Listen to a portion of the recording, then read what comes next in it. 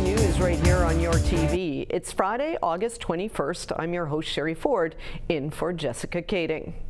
COVID numbers in the Halton region have jumped by 2 overnight. The number of active cases now stands at 31. The jump came in Milton, where they are up by 3 cases from 7 to 10. Burlington remains at 8. Halton Hills also stays steady at 4. Oakville has dropped 1 to 9 active cases. There was a major announcement in our province today by Premier Doug Ford, but we'll get to that in a moment. First, safety in our schools is on many parents, children, and teachers' minds as kids prepare to go back to school in just a few short weeks. Revisions have been made to the Halton District School Board's reopening school plan. Students will now have an opportunity to change their delivery method, whether it be in person, to distance learning, or vice versa, in November and mid-February. The deadline to return the intent to return survey has been extended to this Sunday. Joining us now is Effie Triantafilopoulos, the MPP of Oakville North Burlington.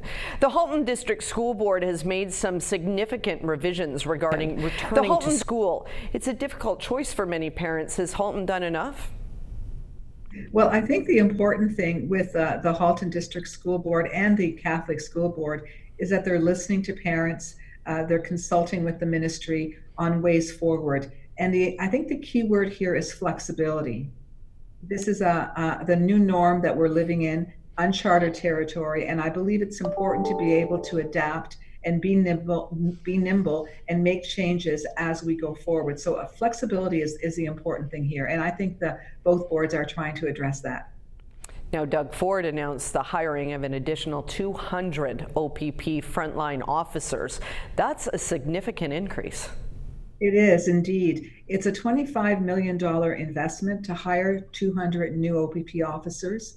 It's been clear as a result of an independent review panel that was struck last year, looking at shortages and looking at issues around mental health and occupational hazards, that the OPP needed support. And so the shortages are really to address OPP staff shortages in regions of our province where they need additional support. So it builds really on the recent investment of, I think it was about $2.6 million to hire more OPP psychologists as well, to be able to support the OPP officers on the front line. So this is really a really welcome announcement. I know that the OPP commissioner today was very pleased by this because it's addressing some needs within the OPP community.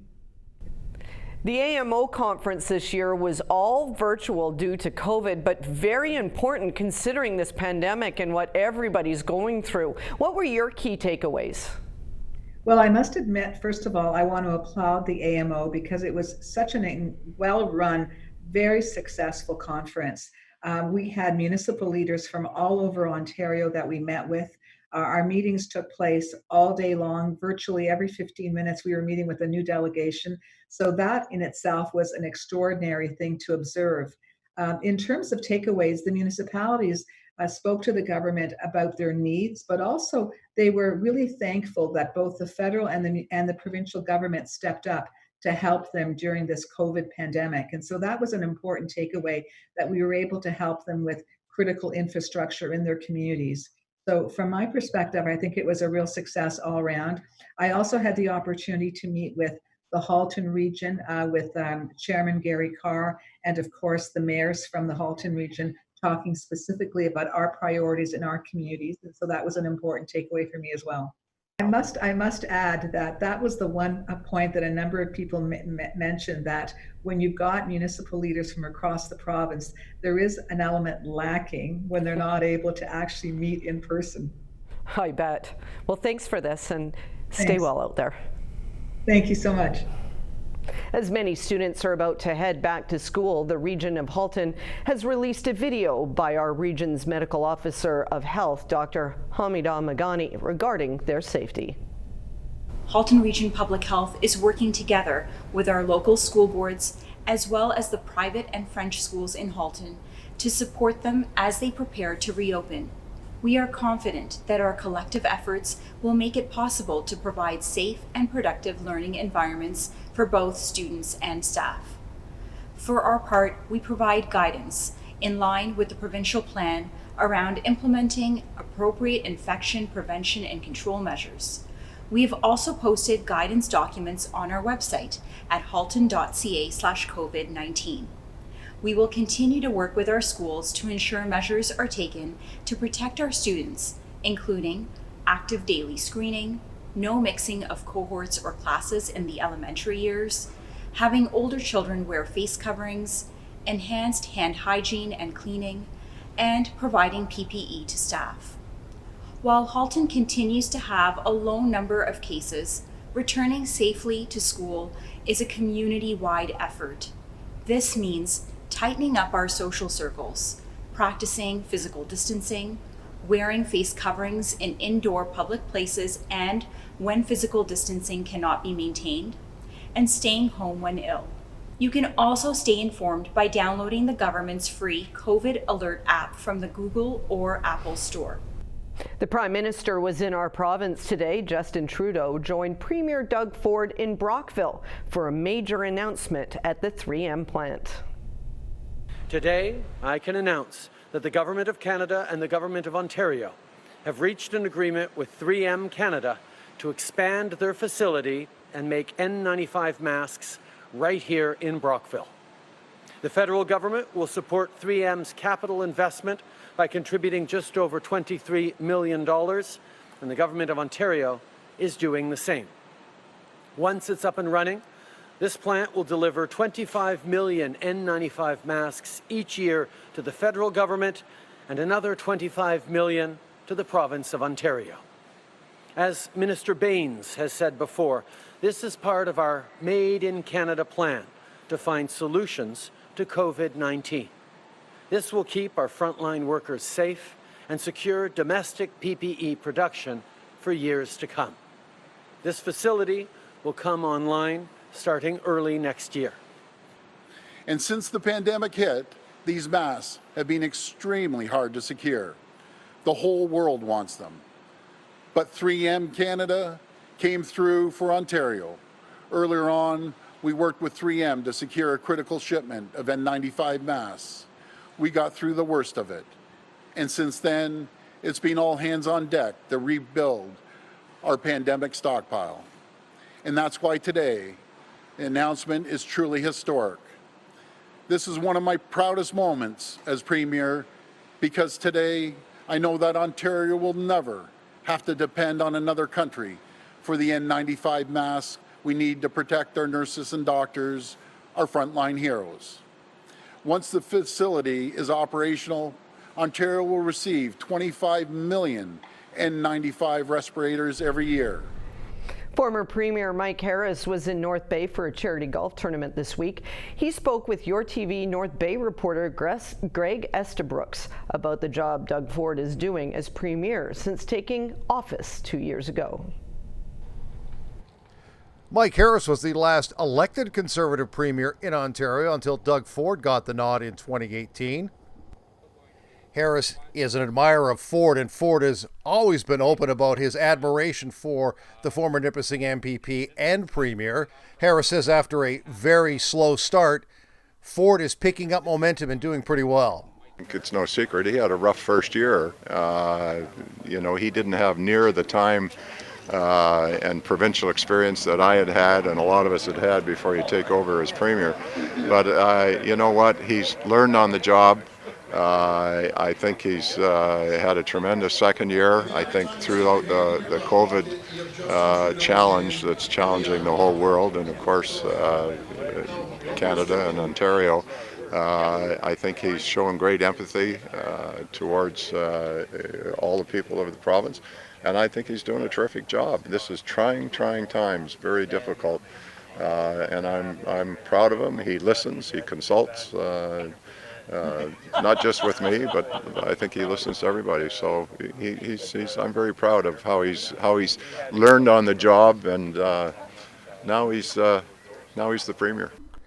It's no secret that when Harris was the Premier between 1995 and 2002, his government's fights with unions were front page news and top of the newscast almost daily. How does he feel about the current relationship between this government and the education sector? It strikes me that the union leadership keeps, I guess, getting reelected by fighting Bob Ray, then David Peterson, then Mike Harris, then whoever the premier of the day is. So, which I think is a little bit unfortunate. I think they could be more positive and constructive in helping along.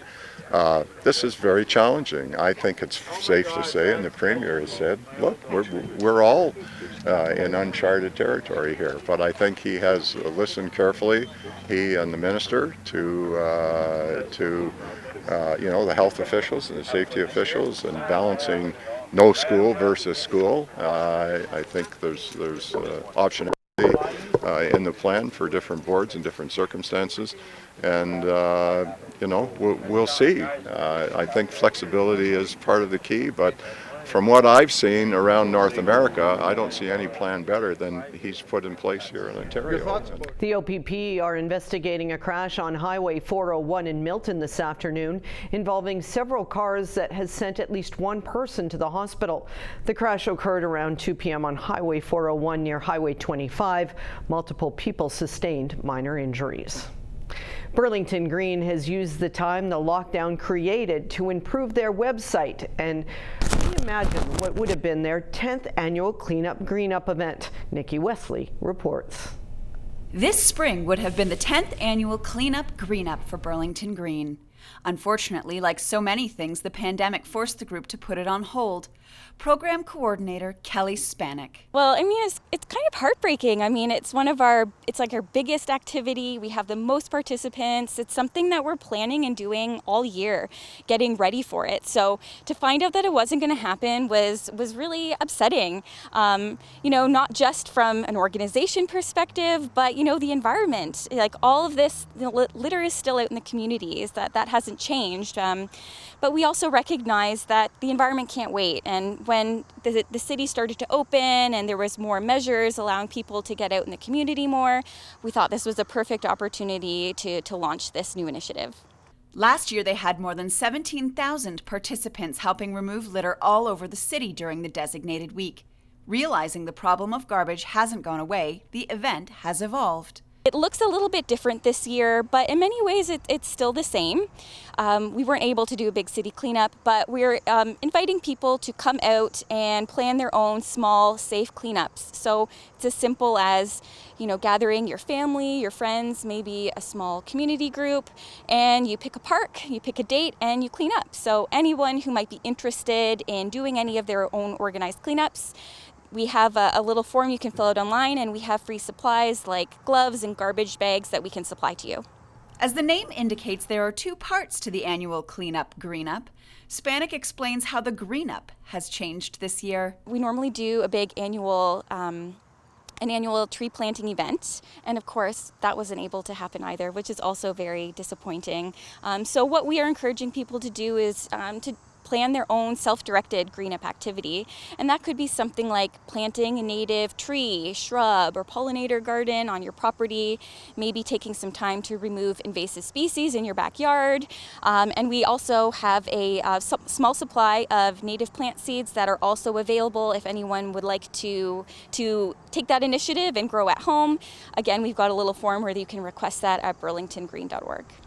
While in lockdown, the group took the opportunity to add new online resources this year to help people continue to think green. Things about understanding healthy habitats and how to divert waste. So we created a number of online resources, videos and tutorials to help you, divert your waste, maximize the use of your compost, organize your recycling bin, and even there's a tutorial on there about removing an invasive plant species called garlic mustard, and I'm guaranteed just about everybody is going to will find that in their backyard. And we do have some resources online to share more information about how you can learn more and how you can help. Reporting for Halton News, I'm Nikki Wesley. Thank you for joining us here on Halton News. We need to take a short break, but we'll be right back.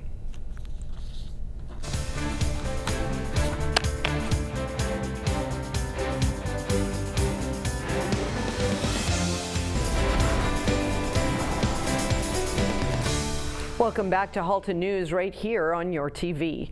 Joseph Brant Hospital opened their COVID-19 drive-through testing a few weeks back. Nikki Wesley went and had the test done to show us all just what to expect. Joseph Brant Hospital now has a COVID-19 drive-through testing clinic. I booked my appointment online at covidtesting.josephbranthospital.ca 2 days ago and went to get my test this morning.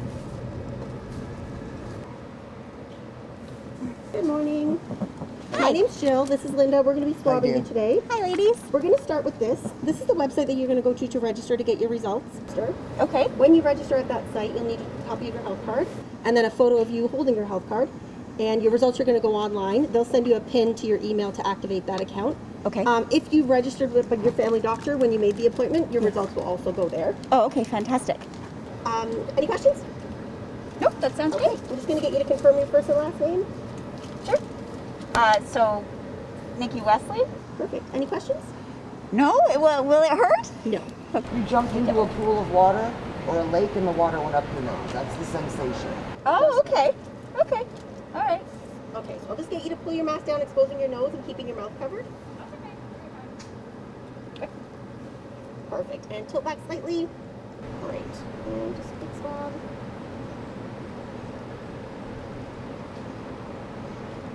All done. Yeah, that's exactly what it feels like. Yeah. It's not pleasant. And there we go. That's it. You're all done. Thank you very much. You're welcome. Okay, thanks a lot. Thank you. Thank you. Thanks for getting tested. Oh, my pleasure. And there you have it. Only took a couple of minutes and really wasn't that bad. Reporting for Halton News, I'm Nikki Wesley.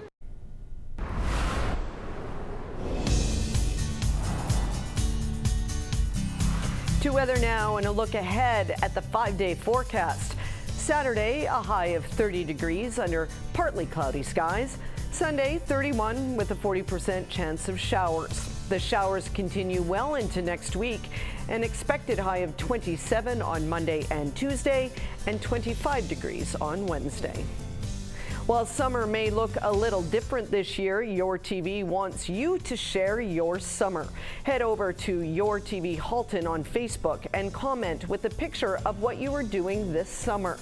You could win a weekly prize pack or even a grand prize of $500 to support a local business. Remember to tag Share Your Summer.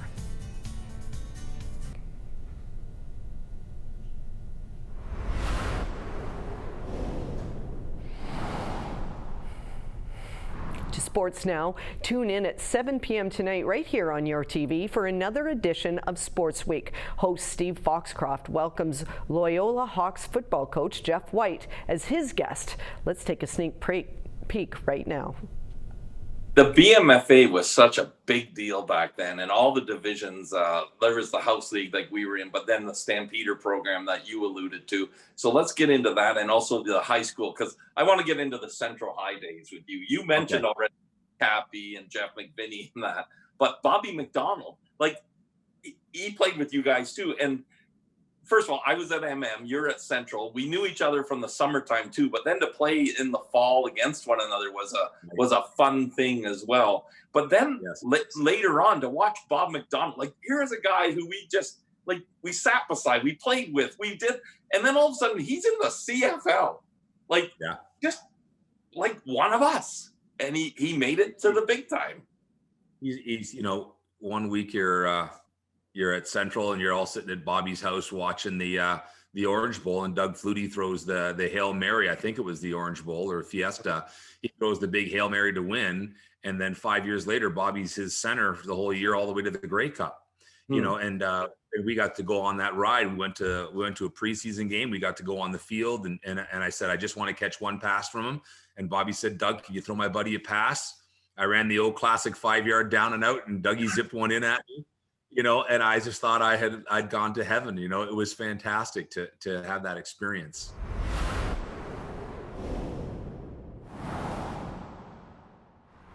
to Business, and the Burlington Chamber of Commerce is inviting you to join them on September 17th for their virtual member orientation session. Learn how the Chamber works to bring life to business by creating opportunities for their membership community. To register, go to burlingtonchamber.com. Now let's take a look at today's closing markets.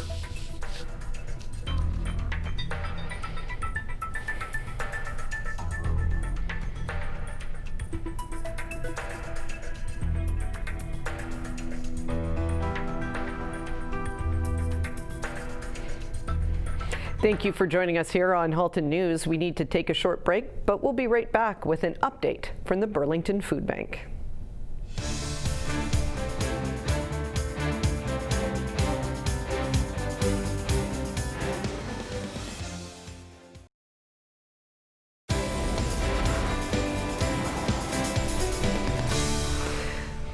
Welcome back to Halton News right here on your TV. I'm Sherry Ford in for Jessica Kading. COVID hasn't been easy on any of us. One thing for sure is everyone has a different way of coping with it. In today's update from the Burlington Food Bank, just a reminder to be kind to everyone as you don't know what they might be going through. Hi, this is Robin Bailey, the Executive Director of the Burlington Food Bank. And quickly, we've actually been quite busy this week as far as our clients go. Lots of people needing deliveries and a few extras coming by for curbside pickup. Again, placing their order prior to that, and then coming, and then we bring the food out to their vehicle. So if you need help, make sure that you're emailing us info@burlingtonfoodbank.ca or calling us 905-637-2273. As far as the Feed Ontario conference goes, yesterday I was in a great course on de-escalation and really just taking hot moments where things start to get a little bit heated amongst people, and us being able to take a step back and try and first put ourselves in someone else's position, how they might be feeling, some of the baggage they might be carrying, or even just the stresses of COVID, and realizing that people aren't themselves.